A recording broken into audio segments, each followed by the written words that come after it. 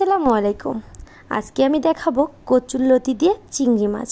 এটা কিন্তু দারুণ লাগে খেতে। এটা কিন্তু একেবারে সহজ রান্না। অনেকে ঝামেলা মনে করে কিন্তু কচুরলতি রান্না করতে চায় না। আজকে এইভাবে যদি রান্না করেন তাহলে কিন্তু 1 প্লেট না 2 প্লেট ভাতই নিমিষেই খেয়ে নিতে পারেন। তাহলে চলেন দেখা যাক। আমি এখানে কচু নিয়েছি। এই কচুগুলো মোটা, দেশি লতি হলে বেশি ভালো হয়, কিন্তু আজকে আমি মোটাগুলো রান্না করব। আর এই যে সাথে চিংড়ি মাছ, আমি চিংড়ি মাছ পরিষ্কার করে নিয়েছি, কচুগুলোও কেটে নিয়েছি। এরপরে আমি কড়াইতে তেল দিয়ে চিংড়ি মাছগুলো লবণ, হলুদ আর অল্প একটু মরিচের গুঁড়া দিয়ে আমি ভেজে নেব। এই যে আমার মাছ লাল লাল করে ভাজা হয়ে গেছে, আমি উঠিয়ে নেব।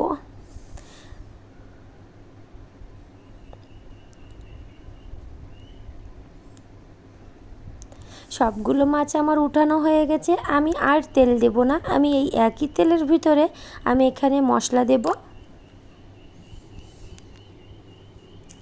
এখানে পেঁয়াজ আর রসুন বাটা, পেঁয়াজ আর রসুন বাটাগুলো আমি তেলে একটু নেড়ে নেব, সামান্য অল্প একটু পানি দিয়ে।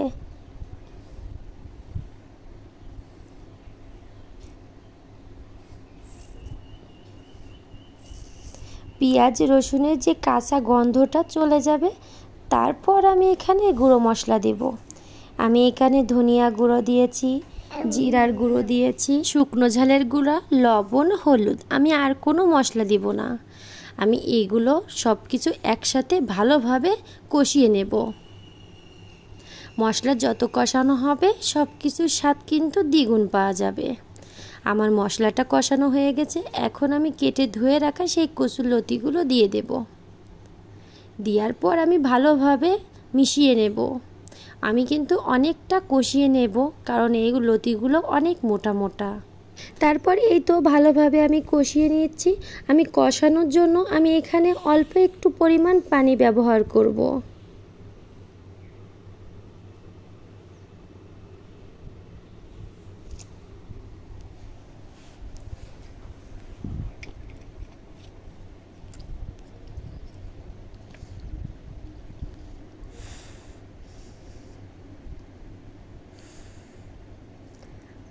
এখানে কিন্তু বেশি পানি দেওয়া যাবে না, কষানোর জন্য একেবারে অল্প পানি দিতে হবে।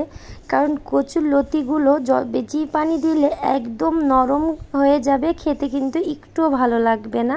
তার জন্য যত পানি কম দেওয়া যায় দেখবেন। তারপরে আমি 5 থেকে 10 মিনিট ঢেকে রেখে দেব, এর মধ্যেই সিদ্ধ হয়ে যাবে।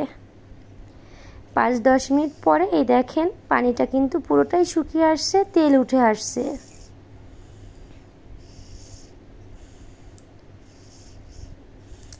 আবারও আমি অনেকখানি নাড়াচাড়া করব ভালোভাবে তেল উঠে আসার জন্য। পুরোপুরি কিন্তু তেল এসে গেছে। আমি সেই ভেজে রাখা চিংড়ি মাছগুলো দিয়ে দেব। দিয়ে আমি আরও একটু মাছ আর কচুরলতি একই সাথে কষিয়ে নেব।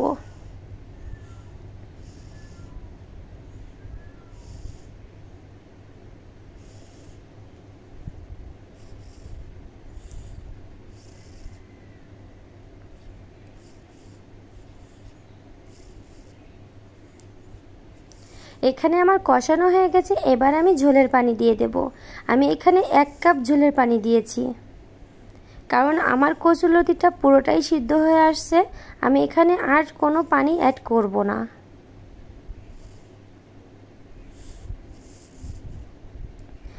তারপর আমি ঢেকে রেখে দেব ঝোল শুকিয়ে যাওয়া পর্যন্ত।